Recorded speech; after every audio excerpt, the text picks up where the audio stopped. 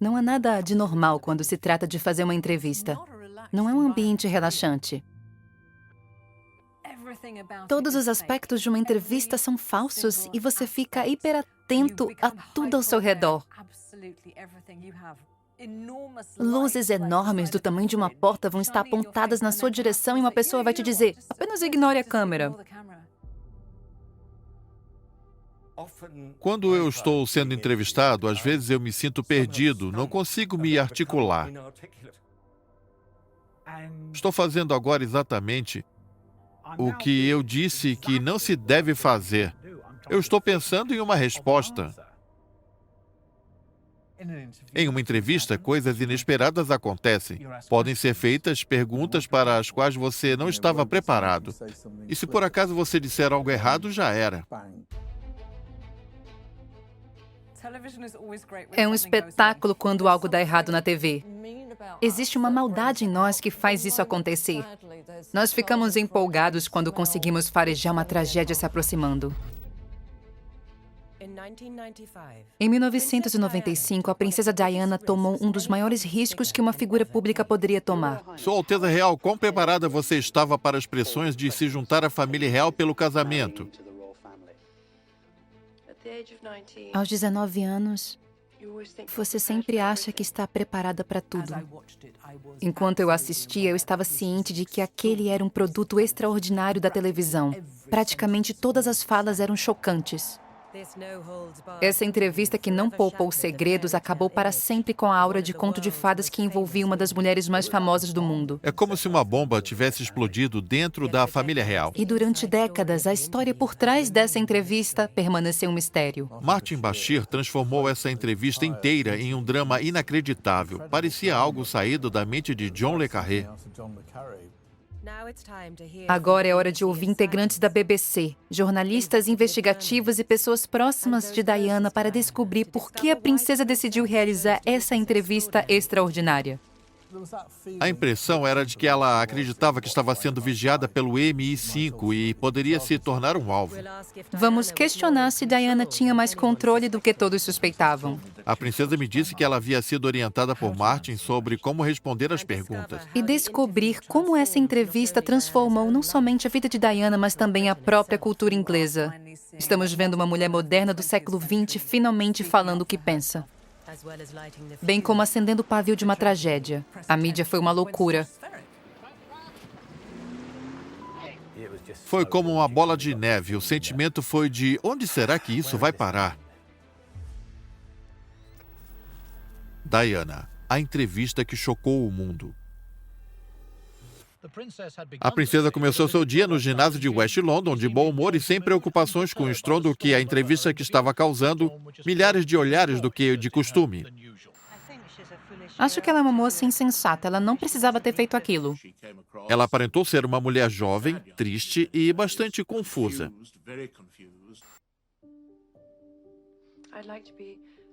Eu gostaria de ser uma rainha do coração do povo. Porém, eu não me vejo sendo a rainha deste país.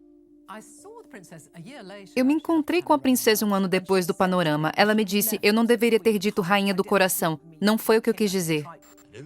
Acredito que ela não considerou com atenção quais podem ser as consequências de muitas das coisas que ela disse.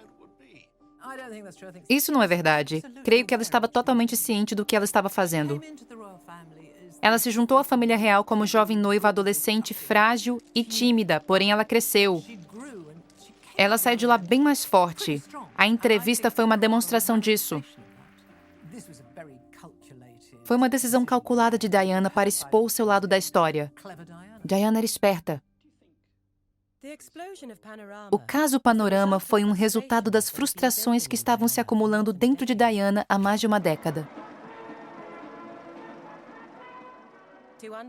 Para entender como tudo culminou na entrevista, precisamos voltar a uma de suas primeiras aparições perante as câmeras. Às 3h, o príncipe Charles e Lady Diana apareceram em público pela primeira vez. Essa foi a primeira oportunidade de vermos o anel de safiras e diamantes. Na época, a entrevista do noivado de Diana foi vista como a sua estreia no papel de princesa de conto de fadas. Não sei o que achava de mim. Um encanto. Vista após o que foi exibido na entrevista, essa famosa filmagem passa a ser vista de outra forma. O pai de Diana descreveu-a essa manhã e disse achar que ela seria uma ótima dona de casa. Ele disse isso? É o que veremos. Pronto, pode começar. Meu nome é Betisha e sou uma cineasta e jornalista. Quando eu assisto as primeiras entrevistas de Diana, eu vejo uma mulher inteligente que enfrenta dificuldades no seu papel e que também está contrariada pelos sorrisos falsos de muitos desses entrevistadores. Estou surpreso com a coragem dela de ter me aceitado. E acredito que vocês se amam. É claro. O que quer que seja o amor. Isso depende da sua interpretação. Essa é uma bandeira vermelha para qualquer mulher que vir isso. Eu sou Dick Arbiter, ex-porta-voz do Palácio de Buckingham, e hoje sou o comentarista real. Creio que seria um pouco constrangedor para o príncipe de Gales dizer, sim, estou amando. Não seria correto culpá-lo por dizer o que ele disse, visto que eles não são criados para expressar emoções. Na verdade, ele tinha um caso amoroso com outra pessoa.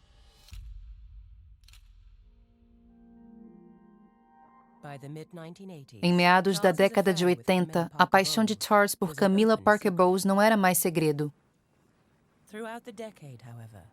No entanto, com o passar dos anos, documentários de TV como os apresentados por Alistair Burnett mantiveram viva a fábula do casal perfeito. 4 mãos, 2 príncipes e um piano. Esse foi um ensaio fotográfico no Palácio de Kensington, com o príncipe e a princesa de Gales e sua família. Meu nome é Richard Kay e durante muitos anos eu fui correspondente no Real Daily Mail. Durante os anos críticos de Diana, eu escrevi bastante sobre ela e nós acabamos nos tornando amigos. Isso nos dava uma amostra de como eram os documentos e os documentários da realeza na época. Era algo respeitoso e com muita deferência. Era um resquício daquilo que costumávamos ver na década de 50. Qual você acredita ser o seu papel? Qual a sua contribuição? Eu acredito que meu papel é apoiar o meu marido sempre que possível, estar atrás dele, incentivando-o e, mais importante, sendo uma mãe e uma esposa. Os documentários de Burnett podem parecer datados, porém, eles mostram o ideal deliberadamente nostálgico do núcleo familiar que ainda era popular quando John Mayer chegou ao poder em 1990. É hora de retornar os antigos valores fundamentais, hora de voltar às raízes, de assumir as responsabilidades por si mesmo e por sua família. John Mayer tinha a visão de uma Inglaterra conservadora, tanto um C maiúsculo quanto um C minúsculo.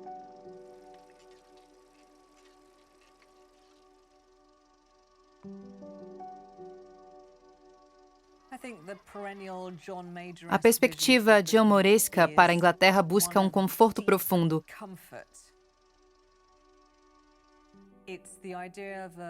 É uma ideia que prioriza o indivíduo médio e a vida tradicional, o que não é ruim. É como o carteiro Pat, que vive em uma vila onde nada muda e que tem a representação de uma linda família. Porém, a antítese do casamento perfeito é o casamento que não dá certo. A mãe solteira, a mulher divorciada, a mulher promíscua.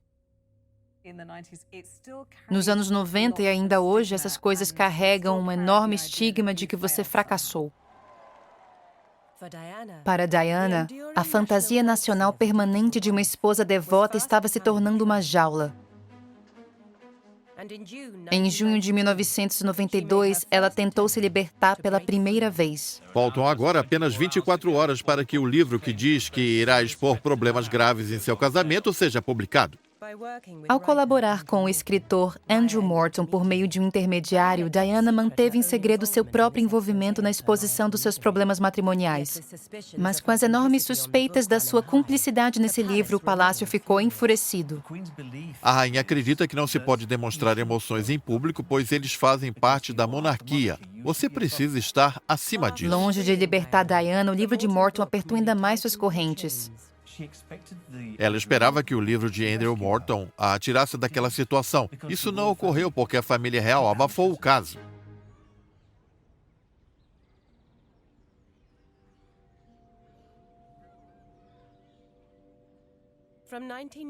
A partir de 1992, Diana passou a viver sozinha no Palácio de Kensington, separada, não divorciada.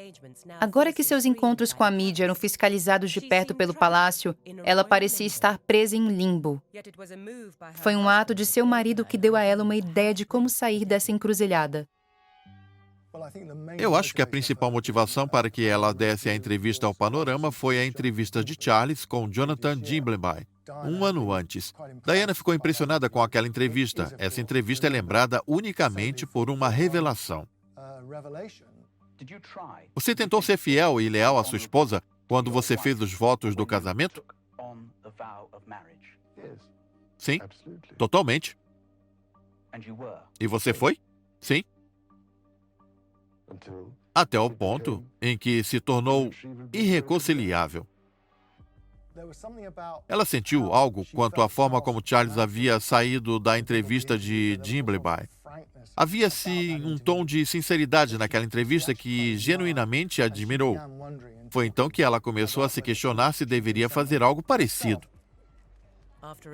Após mais de uma década em silêncio na frente das câmeras, a frustração de Diana finalmente chegou ao limite. E com o fracasso do livro de Morton, ela percebeu que somente o imediatismo da televisão poderia libertá-la. Isso era um ato de guerra. A entrevista ao Panorama foi um míssil disparado contra o sistema.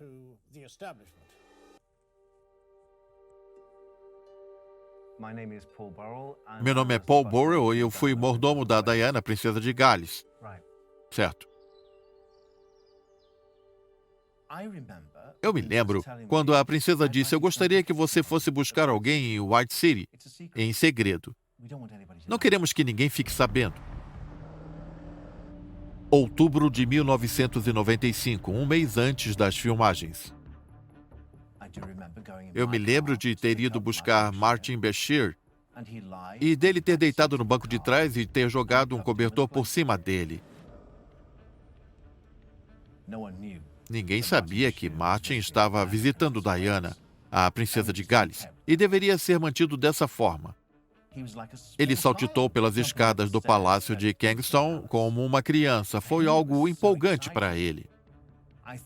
Eu acreditava que a princesa tinha poucos amigos na época e ela havia arranjado alguém de dentro da BBC para acompanhá-la nas questões de imprensa. Eu não achava que essa amizade acabaria se tornando uma entrevista estrondosa. A entrevista que marcou uma geração.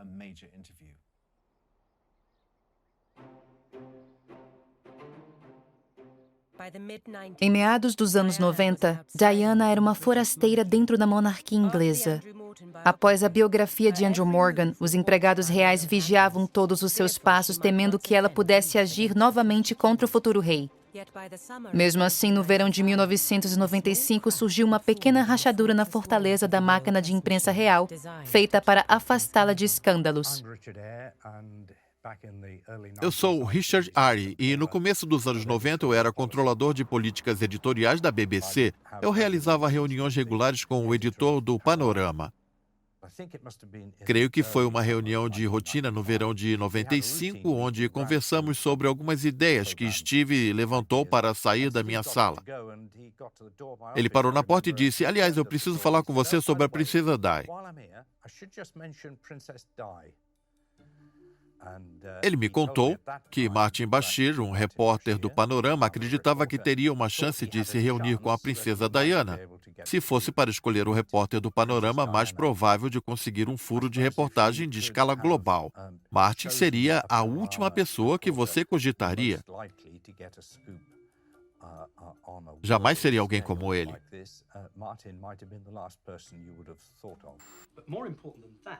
E o mais importante é que eu estou prestes a experimentar a primeira omelete do Leonard. E lá vem ele. Muito obrigado, Leonard. Martin Bashir era um peixe pequeno no mar que era a BBC. Ele tinha alguns trabalhos de destaque como correspondente, porém não era muito conhecido na época. Eu não sei quem é ele. Eu não acho que o editor do Panorama e até mesmo Martin acreditavam na possibilidade dele concordar em uma entrevistada.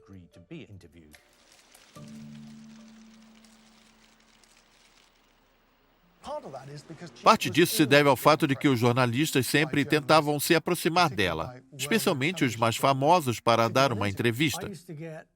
Eu costumava receber muitos pedidos de entrevistas. Ela almoçava frequentemente com Clive James, David Frost e Barbara Walters. Era muito famosa naquele tempo.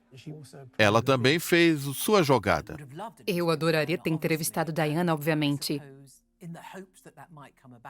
Certa vez eu escrevi a ela na esperança de atraí-la, dizendo: se a senhora sentir que precisa dizer algo às câmeras, pode contar comigo.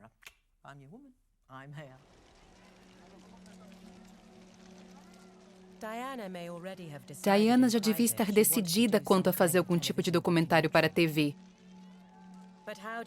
Mas como foi que Martin Bashir conseguiu superar seus rivais mais famosos e conquistou a entrevista mais desejada do planeta? Eu sou Chris Blackhurst, eu era um jornalista e repórter investigativo do Independent. Logo após surgirem notícias sobre a entrevista, o interesse sobre a história por trás da história ganhou força. Muitas pessoas tinham dúvidas quanto às conquistas de Martin Bashir, incluindo seus companheiros de trabalho. Nós mantivemos contato com colegas e jornalistas da BBC e recebemos a informação de que as coisas não eram muito bem o que pareciam ser. De acordo com a investigação de Blackhurst, Bashir inicialmente se reuniu com o irmão de Diana, o Conde Spencer, para conversar sobre ideias para um possível documentário sobre o tema Vigilância Estatal da Família Real. O Conde Spencer tinha suspeitas quanto aos serviços de segurança e sentia que alguém estava em seu encalço ou espionando ele e sua família. Quando Martin Bashir se aproximou de Charles Spencer, ele alimentou essas suspeitas. Ele percebeu que, quanto mais se aproximasse dele, mais perto estaria do seu grande prêmio, que era uma entrevista frente a frente com a princesa Diana.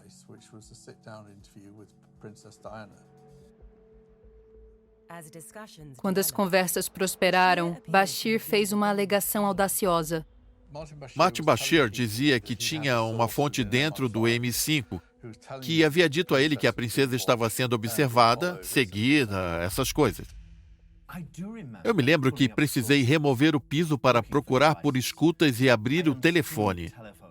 A princesa teve a sensação de que o telefone estava grampeado e que alguém a estava escutando.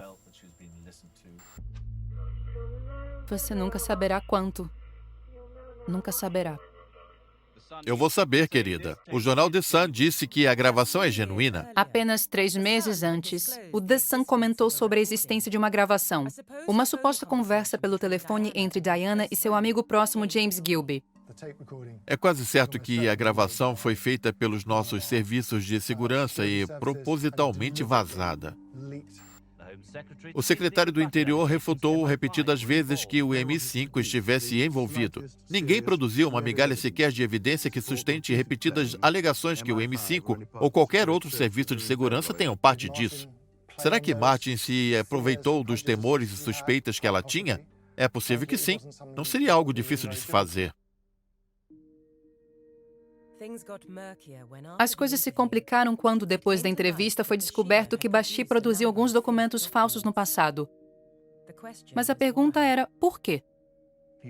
Ele, junto com o artista gráfico, falsificou um extrato bancário do banco de NatWest, de uma conta de Brixton, que aparentemente pertencia a Alan Waller, antigo chefe de segurança de Charles Spencer. O extrato mostrava pagamentos vindos de uma empresa offshore misteriosa. As suspeitas eram de que Bashir pode ter produzido esses documentos falsos para alimentar os temores da princesa e de seu irmão, o que, por sua vez, influenciaria Diana a concordar com a entrevista. Era como se Bashir estivesse dizendo a Charles Spencer: os serviços de segurança estavam pagando Alan Waller por informações suas e de sua irmã. Após a entrevista, a BBC iniciou uma investigação. No fim, eles não negaram que as alegações foram falsificadas. O fato não foi negado. Eles se deram por satisfeitos pelo fato de Diana não ter ido ver os documentos e não terem sido motivadores de uma entrevista. Com as negativas de Bashir e com a própria Diana confirmando que ela não viu os documentos falsos, Bashir foi exonerado de culpa. Quanto às explicações da BBC do porquê de os documentos terem sido criados, poucos ficaram convencidos. Receio que muitos de nós caçoamos naquele caso na época porque alguém iria tão longe. Por que alguém se daria ao trabalho de falsificar um extrato bancário? Aquilo era algo muito, podemos dizer, grave, muito grave. No entanto, muitos acreditaram que aquele elemento do plano de Bashir foi o fator decisivo para a entrevista acontecer. A Diana que eu conhecia queria fazer aquela entrevista. Ela iria fazê-lo, tendo visto o documento falsificado ou não. O sigilo era a chave. Martin não estava preparado para seguir o caminho tradicional para realizar uma entrevista com a realeza. A princesa acreditava que, se qualquer jornalista tentasse entrar pela porta da frente do Palácio de Buckingham, se utilizassem os procedimentos tradicionais de imprensa oficial, os pedidos de entrevista nunca chegariam a ela. As tentativas de aproximação de jornalistas de grande renome que passavam pela máquina de imprensa oficial do palácio sempre fracassavam. Mas Martin tinha o sigilo. Ninguém o conhecia. Esse era seu maior trunfo. Ele não realizou o procedimento comum de passar pelo secretário particular. Ele não era uma celebridade. Diana era a única celebridade naquela entrevista. Era importante que, quando ela fosse dar a entrevista, assim como veio a acontecer com o Panorama, fosse com alguém desconhecido. Após semanas de encontros secretos com Diana, as negociações de Bashir finalmente renderam frutos. Tudo aconteceu bem rápido no fim de outubro, o que me levou a fazer um único registro escrito que eu fiz em todas as nossas conversas.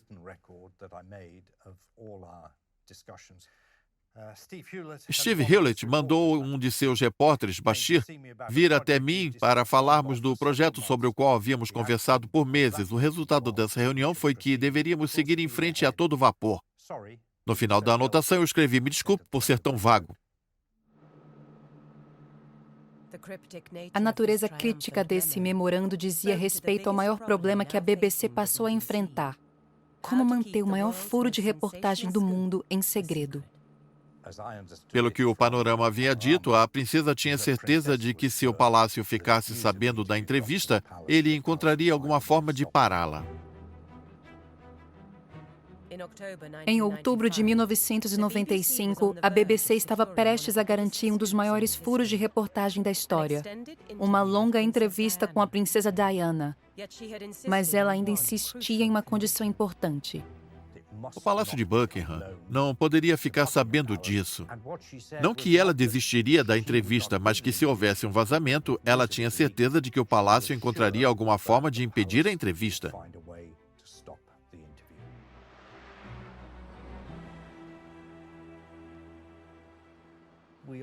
Nós operamos em um regime de somente informações necessárias. Durante as primeiras semanas, foram somente Martin Bashir, o seu editor, Stephen Hewlett, Tony Hall, o diretor de notícias, e eu. No início de novembro, eram 7 ou 8 pessoas, incluindo John Birch. Joe Birch era o diretor-geral da BBC, e muitas pessoas não gostavam da forma como ele havia modernizado a BBC e de como era difícil trabalhar com ele. Independentemente disso, ele era um jornalista competente. Birch rapidamente deu seu apoio à entrevista. Porém, acima de Birch na hierarquia da BBC, havia alguém que não demonstraria a mesma aprovação. O presidente dos governadores da BBC, Marmaduke Russell, apelidado de Duke, um grande apoiador do sistema. Indicado por Margaret Thatcher, Hussey para muitos incorporava uma visão mais tradicional e reverencial da BBC. Isso criou tensões com o grande modernizador, o diretor-geral John Birt. Pode começar. Meu nome é Richard Eyre e eu fui governador da BBC durante 9 anos. Eu estava em uma festa de Natal depois de me juntar à BBC, quando Marmaduke Russell, um sujeito gigante que havia perdido a perna em Anzio, em 1944, veio até mim e disse: venha, sente-se aqui, sente-se ao meu lado. Nós nos sentamos junto a ele e ele falou: me diga, você conhece John Burt? Não conhece? E eu disse: sim, eu conheço o John. Um sujeito estranho que se recusa a falar comigo. John se recusava veementemente a falar com ele. E ele disse: você poderia convencê-lo a conversar comigo? Então eu disse: eu vou ligar para o John. E eu fiz isso no dia seguinte. E o John disse que estava tudo bem. Eu me recuso a falar com ele. Está decidido, não tem discussão. Foi aí que eu me dei conta que o conflito estava instaurado. E em relação à entrevista de Diana, não foram apenas as diferenças políticas entre Hussey e Burt que eram um problema. O problema maior era que Russell era marido de Lady Susan Russell, que era a dama de companhia sênior da rainha e que hoje ainda exerce essa função. Ele sentia que teria a obrigação para com a sua esposa e para com a soberana de informar ao palácio do que estava em andamento. No dia em que John Burt decidiu autorizar o segmento da entrevista, ele tomou duas decisões: a de autorizar a entrevista e a de não contar ao seu presidente. Isso piorou ainda mais a relação de Burt e Hussey, que já não era boa. Ela se tornou irreconciliável. Esse foi um momento decisivo para a BBC, um momento de virada no desenvolvimento da sua história e uma informação de sua independência. Essa era a forma mais explícita da BBC dizer: nós transmitimos conteúdos que a população tem o direito de ver e ouvir.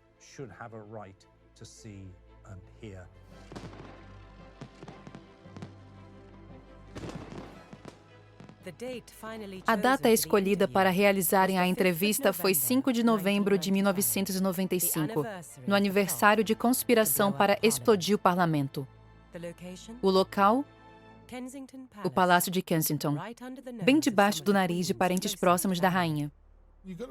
É preciso lembrar que haviam outros membros da família real morando lá. Os Gloucesters e os Kent estavam por perto.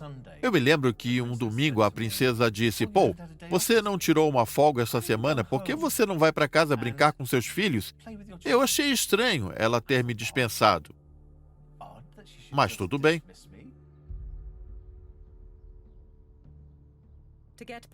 Para passar pela segurança do palácio, a pequena equipe da BBC inventou uma história. Se eu não me engano, a princesa disse: eles são os técnicos de som que vieram instalar um novo sistema estéreo para mim.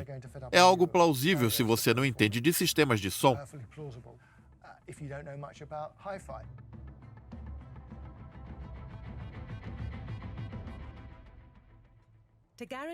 Para garantir o sigilo, a equipe que entrou no Palácio de Kensington continha apenas 3 pessoas: o cinegrafista, Tony Poole, o produtor, Mike Robinson, e Martin Bashir. Tony precisou de tempo para preparar seu equipamento, dando a Bashir e Diana 1h30 até o início das filmagens. Existem aqueles que se perguntam se ela ensaiou algo com Martin Bashir, e ela certamente não havia ensaiado nada com a BBC nem Bashir, e não disse nada a ela. Outros acham que foi diferente. Houve um ensaio. Eu soube por meio de uma conversa posterior com a princesa, onde ela disse que tudo precisava ser perfeito. Documentos internos publicados pela BBC afirmam que a princesa foi notificada previamente do escopo amplo das perguntas, mas não das perguntas em si. Eles sabiam exatamente quais seriam as perguntas e como a princesa as responderia. A princesa Diana foi orientada por Martin. E como responder às questões, ela já sabia. Ele ajudou ela a se sair bem no ambiente traiçoeiro que são as entrevistas. O cinegrafista escolheu o ambiente informal da sala de estar e usou uma iluminação suave para criar um cenário para uma confissão doméstica íntima. Aproximadamente às 21h, Bashir e Diana finalmente se sentaram um de frente para o outro em cadeiras cuidadosamente posicionadas. O cinegrafista Tony Poole começou a gravar. Ela se saía bem naquelas situações, porém ela não era uma artista nata da televisão. No decorrer dos 90 minutos de filmagens, o cinegrafista recordou que, após uma das principais perguntas envolvendo o suposto amante de Diana, James Hewitt, a princesa ficou aflita. Seu relacionamento foi mais do que uma amizade próxima? Sim, ele foi. Você foi infiel? Ela deve ter ficado bastante apreensiva. Ela sabia que precisava pensar rapidamente em algo. Sim, eu adorava ele. Eu amava ele. Nós da equipe do Panorama estávamos esperando em nossas casas pelo telefonema. Eu esperava que a ligação viesse no início da noite, porém o telefone não tocou e as horas foram se passando. E passando. Eu posso afirmar que eu fiquei muito ansioso. Devia ser quase meia-noite, quando Steve Helvlet me telefonou e ele disse: eles saíram de lá e estão com a entrevista em mãos e fizeram uma cópia de segurança. Aquele momento foi de enorme alegria.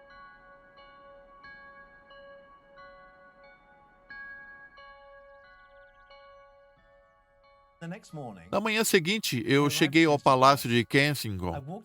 Eu passei pela sala de estar e pensei, que estranho.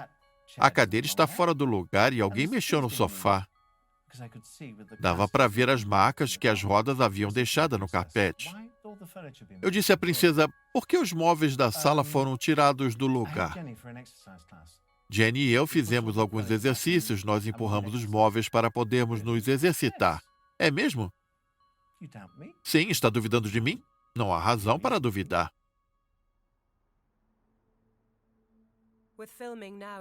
Com as filmagens completas, foram feitos planos para realizar a edição em um prédio abandonado da BBC no centro de Londres. Mas o editor do Panorama, Steve Hewlett, estava preocupado. Ele disse, acho que precisamos sair daí, precisamos de outro lugar. Mas por quê? E ele, não estou com um bom pressentimento. Acho que o prédio está sendo vigiado. Para onde nós vamos? Deixe comigo, eu vou encontrar outro lugar.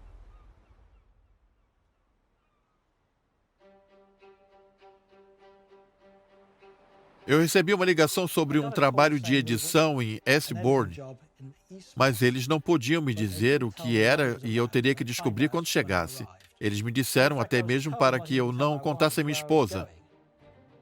Eu fui ao Hotel Grant, onde montei minha sala de edição. No dia seguinte, Mike, o produtor, e Martin chegaram e me entregaram várias fitas e disseram que aquilo era aquilo que eu iria editar. Eu coloquei a fita e lá estava a princesa Diana olhando para mim. Sua Alteza Real, quão preparada você estava para as pressões de se juntar à família real pelo casamento? Aos 19 anos, você sempre acha que está preparado para tudo. Foi incrível vê-la sendo entrevistada na minha frente. Eu acredito que é necessário sempre confundir o inimigo. Não havia como eu ter imaginado que ela diria aquelas coisas e que seria tão honesta sobre o príncipe Charles e seu casamento. De acordo com relatórios da imprensa, sua situação ficou tão difícil que você tentou ferir a si mesma. Isso é verdade?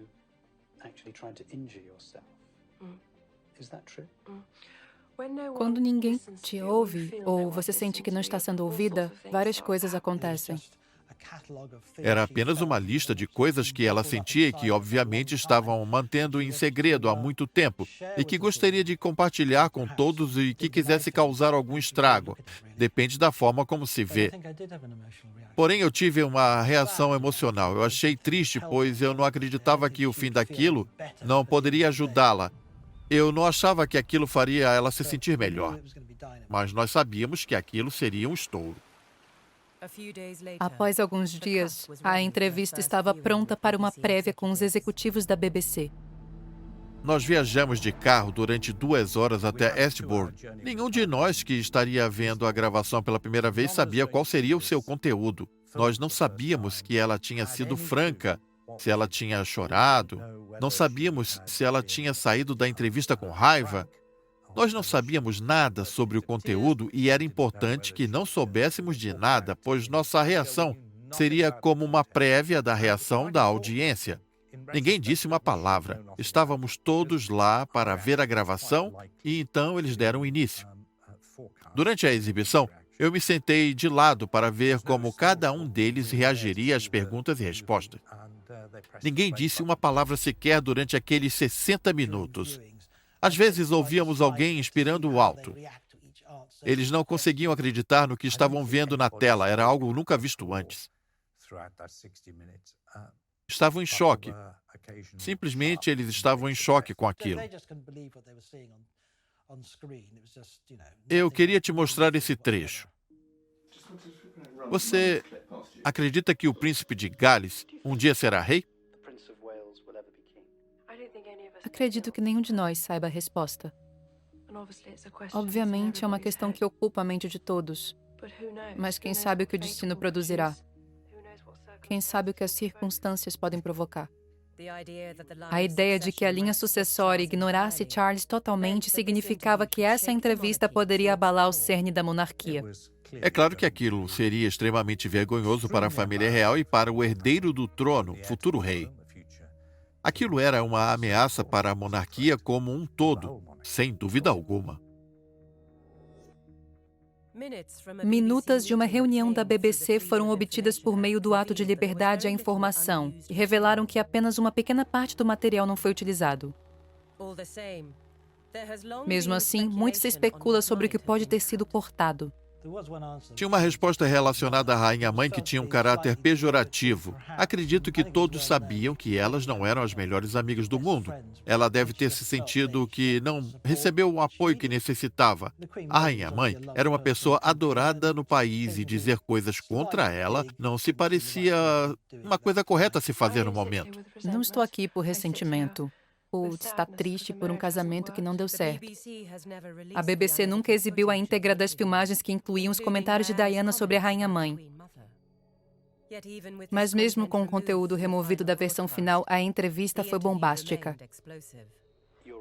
Sua Alteza Real, obrigado. Ela se saiu bem. Eu não via isso há muito tempo. Quando a entrevista terminou, o diretor de notícias da BBC e eu fomos para o outro lado da estrada e conversamos sobre aquilo tudo. Nós não dissemos nada até que chegamos na calçada do outro lado. Eu fui o primeiro a falar e disse: essa entrevista pode ser o fim da BBC, o fim da família real ou, possivelmente, ambos. Não há dúvidas de que precisamos exibir isso.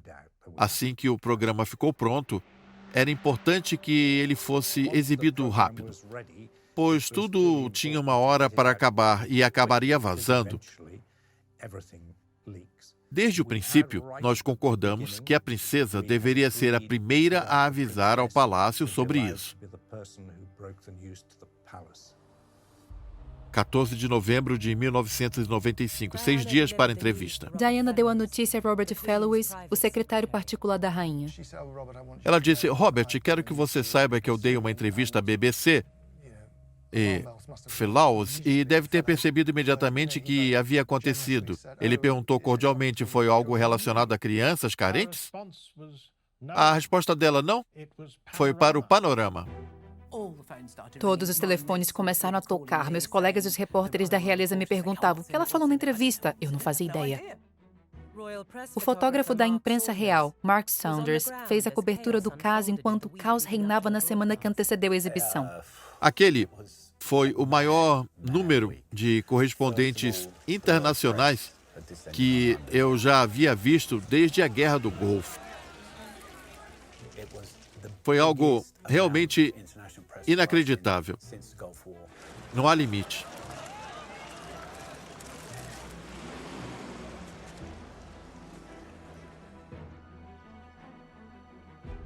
20 de novembro de 1995, dia da exibição do Panorama. Com a espera chegando ao fim, lares de todo o país estão se preparando para um escândalo. As expectativas estavam muito altas quando faltava uma semana. Estava nas manchetes todos os dias. O interesse da população estava tão alto que aquilo se tornou uma febre. 23 milhões de pessoas iriam sintonizar suas TVs para ouvir ela dando sua versão da história. Ela estava apreensiva quanto à reação do público, porém, ela estava sendo tranquilizada o tempo todo por Martin Bashir, de que ela havia feito a coisa certa e que aquela entrevista causaria o efeito que ela desejava. É difícil imaginar o quão nervosa e ansiosa ela estava. As pessoas estavam assistindo a transmissão nos bares. Foi um evento gigantesco. Não é possível controlar a reação das pessoas. Era como se a opinião da nação inteira sobre você estivesse na corda bamba. Tudo se resumia a se você acreditava ou não nela.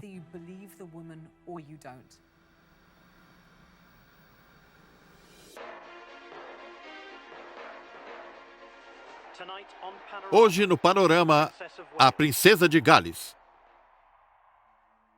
No Palácio de Buckingham, a equipe de imprensa assistia horrorizada. Eu estava com alguns colegas no escritório da imprensa, ficamos todos abismados e furiosos com o que estava prestes a ser exibido. Coisas deselegantes foram ditas.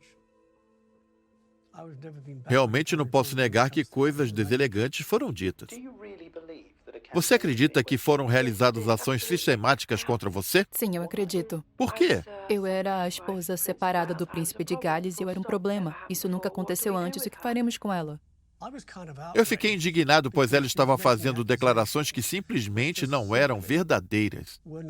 Ela estava acusando o príncipe de Gales e seu gabinete de serem culpados simplesmente de impedirem-na de fazer o que ela queria. Eu não podia acreditar que ela tinha ido a público falar de todos os aspectos de sua vida privada, incluindo o seu adultério, o amor que tinha por Hewitt e o que ela pensava sobre Camila. Quais as evidências que você tinha de que a relação deles ainda persistia, mesmo após o seu casamento? A intuição feminina é certeira. Era uma revelação após a outra? Enquanto eu assistia, eu estava ciente de que aquele era um produto extraordinário da televisão. Praticamente todas as falas eram chocantes. Sua Alteza Real, obrigado.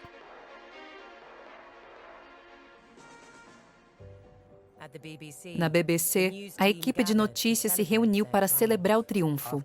Após o fim do programa, nós abrimos algumas garrafas de vinho branco barato. Eu diria que minhas lembranças sobre os detalhes do evento são meio turvas.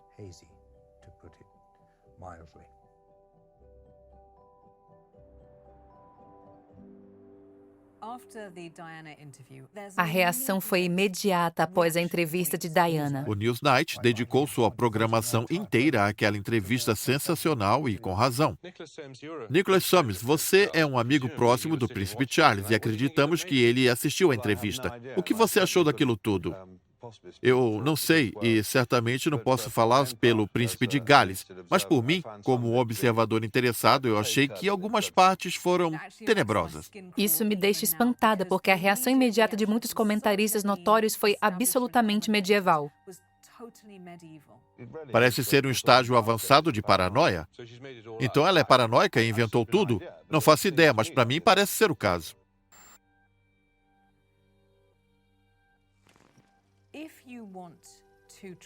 Se você quer desacreditar uma mulher, diga que ela é louca. É uma alegação poderosa e não há forma de se defender dela, porque se você disser, não, eu não sou louca, você parece estar louca. Não tenho dúvidas de que muitas pessoas ouviram um comentário de Nicholas Soames e pensaram, parece que ela enlouqueceu de verdade. Essa é a minha desculpa para odiá-la ainda mais da mesma forma que se faz desde a antiguidade.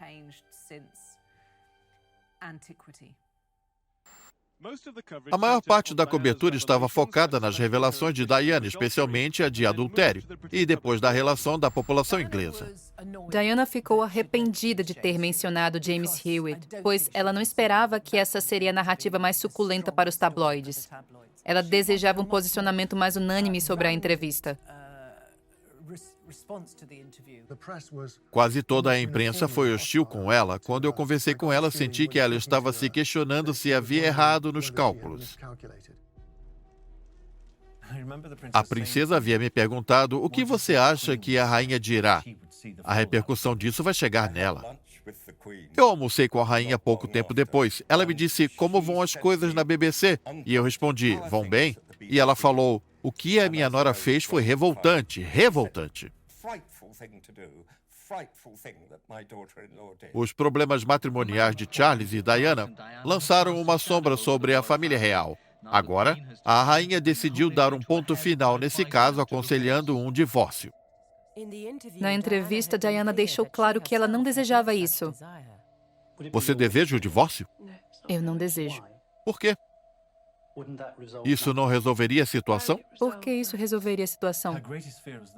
Seu maior medo era de que seus filhos fossem tirados dela. Ela disse, e o que eles farão? Eles vão tirar os filhos de mim. A rainha enviou uma carta para Charles e Diana dizendo, basta, procurem seus advogados e entrem com um processo de divórcio.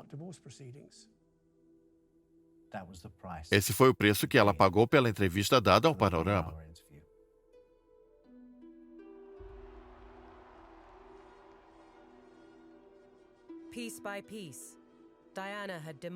Diana desconstruiu peça por peça daquele conto de fadas que um dia havia sido sua prisão. Muitas pessoas, tanto no sistema quanto na mídia, reprimiram-na por revelar uma realidade bem complexa.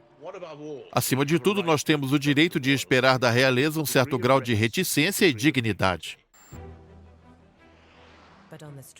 No entanto, nas ruas a história era diferente.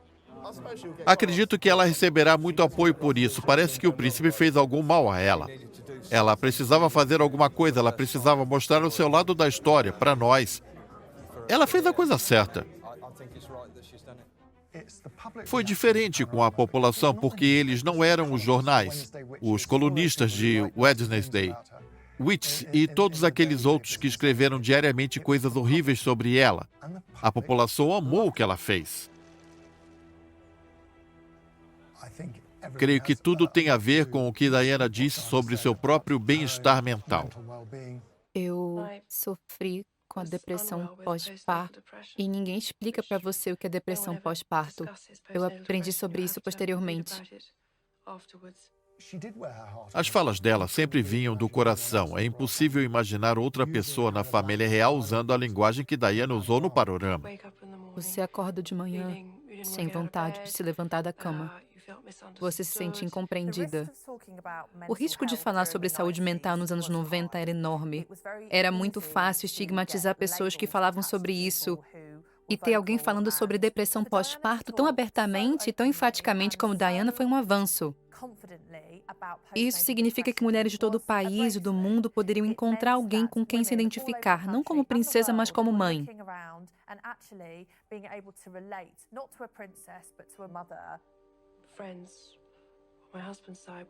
Os amigos do meu marido insinuavam novamente que eu era instável, doente e que deveria ficar internada em algum lugar até que melhorasse.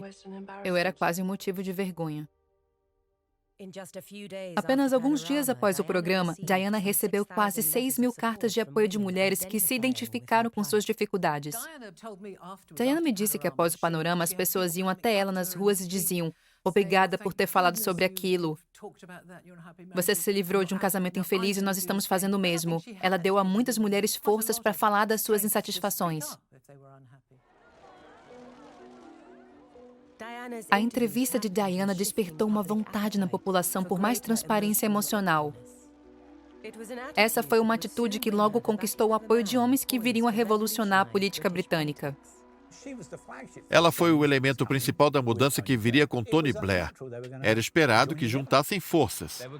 Eles foram em direções diferentes. Seguiram direções opostas um do outro. Agosto de 1996. Agora o casamento está completamente acabado? Está acabado. O casamento chegou ao fim. O Panorama deu a Diana um divórcio que ela disse que não queria. Esse foi um momento em que ela parecia que havia fracassado ao tentar alcançar tudo que planejava alcançar com a entrevista. No entanto, ao longo prazo, ela descobriu que isso havia transformado sua reputação. A entrevista ao Panorama foi uma plataforma que alçou a outra dimensão. Foi isso que a entrevista deu a ela. Ela não fazia mais compras na rua Sloane, nem almoçava em Belgrávia. De repente, ela estava acompanhada de figuras como Bill Clinton. Ela finalmente conseguiu a credibilidade que tanto queria. E um velho aliado estava ao lado de Diana enquanto ela negociava seus novos planos. A relação pessoal que ela desenvolveu com Martin Bashir não se encerrou quando ele pegou seus equipamentos de gravação e partiu do Palácio de Kingston. Com a sua equipe, ele se tornou um apoiador e a visitou constantemente durante muitos meses. Ele passou a ajudá-la com pronunciamentos públicos e discursos também. Às vésperas da exibição da entrevista, muitos críticos alegaram que Diana foi usada por Bashir e que ela se arrependia disso.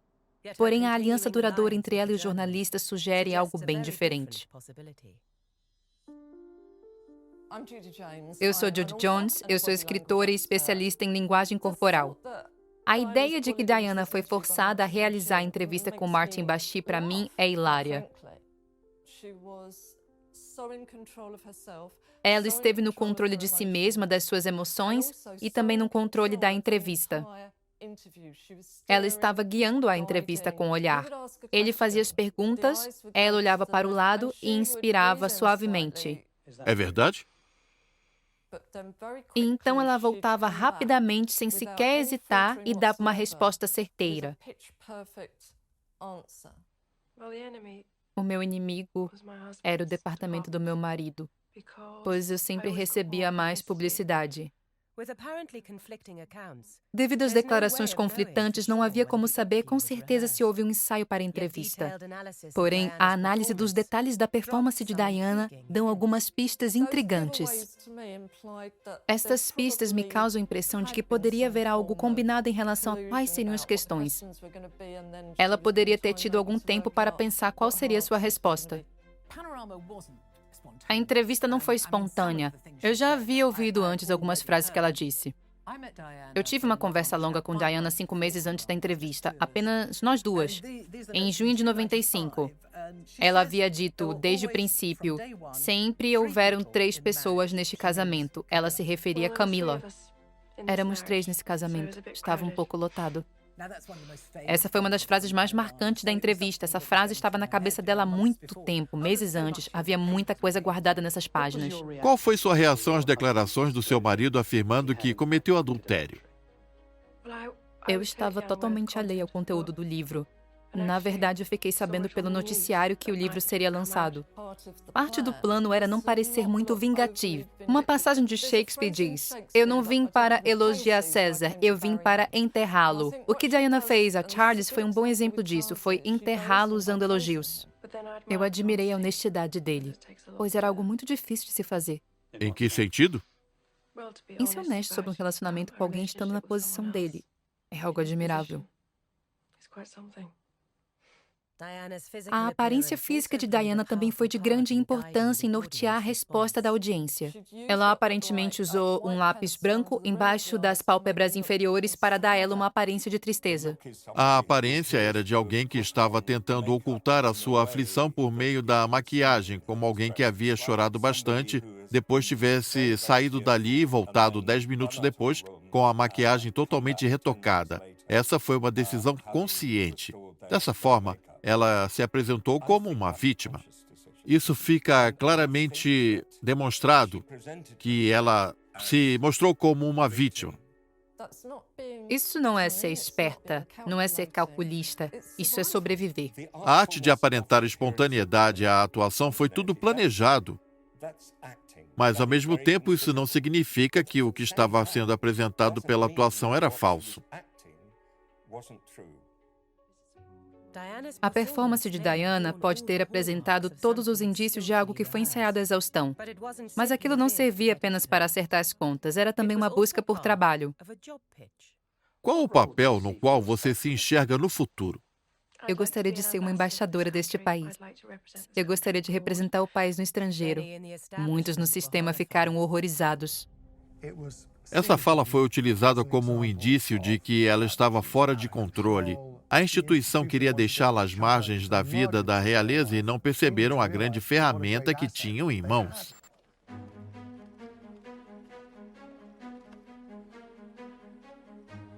Janeiro de 1997.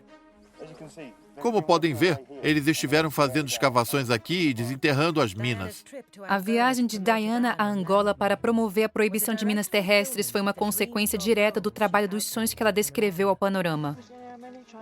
Eu estou apenas dando destaque a um problema que ocorre no mundo todo. Eu compararia suas ações nessa semana com as de Brigitte Bardot em apoio aos gatos.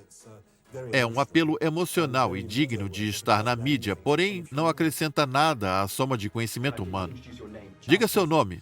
Charles Crawford. Eu fui embaixador da Bósnia em 1997 e recebi Diana quando ela fez uma visita. Foi algo politicamente sensível. Sim, era evidente que aquele tipo de armamento estava sendo usado indiscriminadamente e inapropriadamente nessas guerras. Porém, encontrar uma solução e redigir um tratado robusto o bastante para garantir que ninguém o bulle era um trabalho de grandes diplomatas. Mas, felizmente para Diana, havia alguém que acreditava em seu potencial como embaixadora. Maio de 1997. Ela já conhecia Blair. Acredito que ela pensava nele como Teacher pensava em Gorbachev. Esse é um homem com quem posso trabalhar. Tony Blair mais tarde admitiu que ele havia conversado explicitamente com Diana sobre um cargo especial de embaixadora no exterior. Ela fez amigos dentro do governo. Ela não tinha isso no passado. As coisas pareciam ter melhorado para ela. Isso culminaria em tudo que Diana buscou conquistar com a entrevista. No entanto, a entrevista também criou outro conjunto de forças que teriam consequências bem mais desastrosas para ela.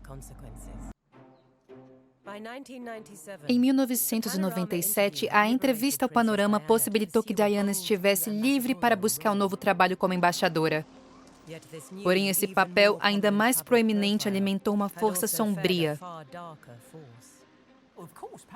É claro que o Panorama tornou ainda mais famosa. Ela participou de uma entrevista sobre a qual todos estavam comentando. A atenção da mídia e da população alcançou um grande patamar.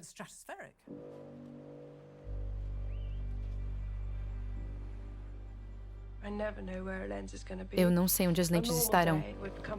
Normalmente eu volto ao meu carro e vejo meia dúzia de fotógrafos independentes me seguindo.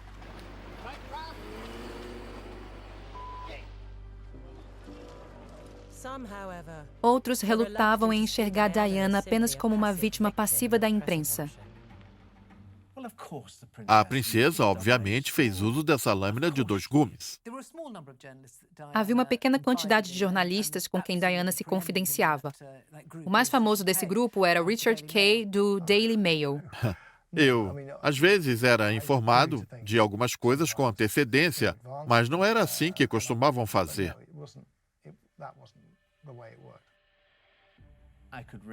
Eu entrava em contato com Richard Kay e dizia: a princesa estará em Harrods essa tarde às 15. Se você se posicionar na Estrada Sul com um fotógrafo, você vai conseguir ótimas imagens. Eu nunca instiguei a mídia. Havia uma relação que funcionava no passado, mas que hoje não consigo mais tolerar porque ela se tornou abusiva e irritante. Você deu uma entrevista ao Panorama dizendo que quer menos atenção da imprensa. Parece algo contraditório. Sempre que você está feliz, estando em uma situação diferente, você precisa pagar por isso, pois há críticas do povo, o que exige uma resposta, como eu havia dito. Mas, infelizmente, para alguns, eu sou um espírito livre. Eu sou um espírito livre. Com um olhar sedutor que dizia: essa sou eu, não fique surpreso se eu aparecer na frente das câmeras de tempos em tempos. Aquele queixo abaixado não indica nenhum tipo de sedução. Aquela é a linguagem corporal de alguém que está sendo encurralada. Sim, ela instigou a mídia, plantou histórias, cooperou com a imprensa em alguns casos e com certos jornalistas. Seria possível comer o bolo e guardá-lo para depois? Seria possível estar nos dois lados? Provavelmente não, mas isso não me impede de ser solidária por ela estar na situação em que se encontrava. No verão de 1997, a pressão sobre Diana em razão da entrevista atingiu seu máximo. Quando a imprensa ficou sabendo que ela estava em um iate no sul da França e que ela estava tendo um caso com Dodi, filho de Mohamed Al-Fayed, o dono da Harrods, a caçada começou. Aqueles 44 dias foram um frenesi. Havia uma enorme cobertura da imprensa com notícias diárias. Foi como uma bola de neve. O sentimento foi de onde será que isso vai parar?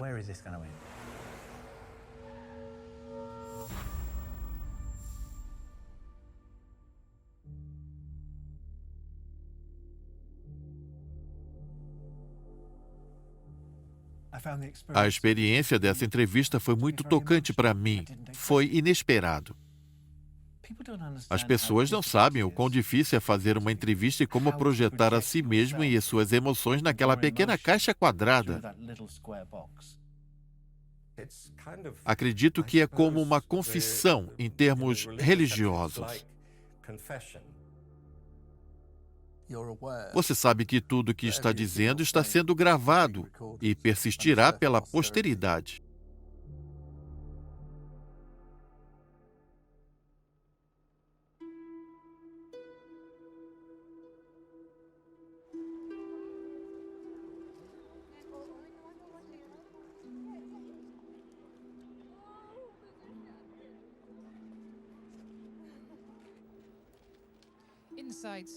Dentro do Palácio de St. James, o caixão da princesa Diana repousa na paz e privacidade da Capela Real, enquanto, do lado de fora, cresce o número de pessoas que esperam para prestar suas últimas homenagens.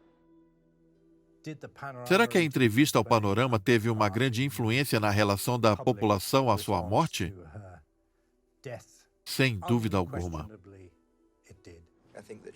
Eu acredito que ela foi uma vítima da fama e que ela conseguiu superar isso. Ela foi uma grande inspiração para muitas pessoas. Pessoas que nunca a conheceram, mas que se lembravam de que ela havia dito na entrevista no Panorama que queriam estar lá para mostrar o seu respeito a ela. Essa foi a única entrevista. Ela nunca teve outra entrevista relevante. O público provavelmente acreditava que eles conheciam Diana de uma forma que não conheciam nenhum outro integrante da família real e que não conheciam antes da entrevista também. Após sua morte, uma frase da entrevista passou a definir a princesa. Ela era a rainha do coração do povo. Ela se foi muito cedo. Ela se arrependia de ter usado a frase rainha do coração. Ela disse que foi um erro tremendo. Porém, essa foi a frase da entrevista mais lembrada pela população.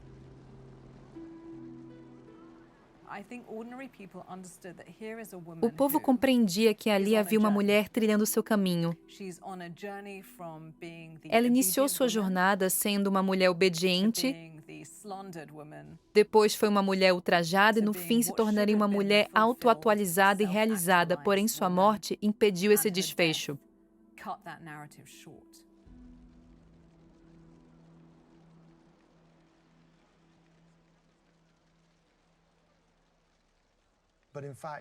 Mas ela havia dado início a algo e a sua morte mudou tudo. Bem-vindos ao show! Eu sou Gary Barlow. A entrevista da princesa Diana foi um divisor de águas em muitos sentidos. Na geração seguinte, as pessoas pararam de rir quando se falava sobre transtornos mentais. Eu engordei bastante durante aquele período de depressão. No começo você olha para o passado e pensa, eu estava bem, mas depois você recorda novamente e percebe que estava com sérios problemas. Falar sobre emoções não é uma fraqueza, é um poder. É algo que as celebridades deveriam fazer. Atualmente, nós ficamos desconfiados de pessoas que não agem como a princesa Diana. Eu quero te abraçar. Obrigado, obrigado. Venham, podem vir. A saúde mental sempre foi um estigma. Hoje, todos falam sobre isso porque William e Harry falaram primeiro. Vimos repetidas vezes que os transtornos mentais são o cerne de nossos maiores desafios sociais. E por que William e Harry fizeram isso? Porque ela o fez primeiro. Ela fez isso por meio do que disse no Panorama. Eu faço de um jeito diferente porque eu não sigo as regras. Eu penso com o coração, não com a mente. Nós gostamos de falar e de nos conectar emocionalmente. Hoje temos muita transparência. Se você quiser se opor a isso, você pode dizer que todo mundo ficou sensível, que somos millennials frágeis como flocos de neve e que não falamos de nada sem mencionar o quanto sofremos. Todos ficaram sensíveis demais e se ofendem por qualquer coisa. Precisam ser firmes. Os sentimentos são importantes, mas o senso crítico e as disciplinas, a força e a inteligência, a moderação e a sabedoria também fazem parte de tudo isso. É fácil olhar para o mundo acolhedor que temos hoje e pensar que sempre foi assim. Eu tive pensamentos suicidas no passado e eu já passei por isso. Conversar é uma boa solução, te ajuda a superar muitas coisas. Mas existe também a possibilidade de que as pessoas comecem a fazer o papel de vítima quando, pelos padrões históricos de experiências, essas pessoas não tenham nada do que reclamar. Precisamos defender o que é correto! Acredito que ser transparente sobre as coisas boas e ruins é benéfico. Tudo aquilo que nos fez caçoar da princesa Diana em 1995 passou a ser normal hoje. Isso fará bem às pessoas, que agora vivem um mundo mais articulado no quesito emocional.